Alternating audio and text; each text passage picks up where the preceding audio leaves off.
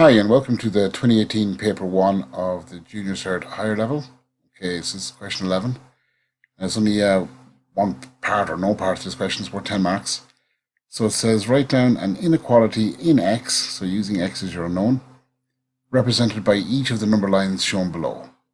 Put a tick in the correct box in each case to show whether the data is a natural number, is it an integer, or is it a real number. Okay, so the first one is done for us. You see there you have a number line with, now the circle here that's not filled in means your value never actually reaches 2. So it's not equal to 2, but it's a heavy line filled in, so it's every number in between as far as -3, but it can be -3 because -3 is filled in. So you see there the one they give us is x is less than 2. Okay, it's not equal to less than 2. So it can't be 2, it's the empty circle. Every number in between always way far down as -3. And it's a real number because you have every intermediate value. A natural number or an integer z would be only the whole numbers, so dots on the actual number itself. Because the heavy line, it could be 1.5, it could be -0.5, it could be a third, minus a third, it could be any number, whatever. So the second one here, okay, we have heavy dots on the numbers, so it's not a real number.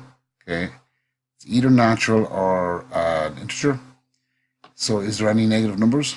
Okay, there's -1, -2, -3, so it can't be natural because it's got negative numbers and 0. So it has to be z, an integer. Okay, now I should go to the answer. Got it done out. So that could be, it's not 2, there's no mark. It could be 1. Okay, 0, -1, -2, -3. It could be equal to them, okay, or less than them. So that's your range there. Now the third one here is the heavy dot, so it's a whole number. It's +1, +2, +3, so it has to be a natural number. I have a tick there. So it could be 1, could be 3, but it could be every whole number in between, which just happens to be 2. Now the last one, okay, you've empty dot filled in here, so it can't be 4, can't be -2.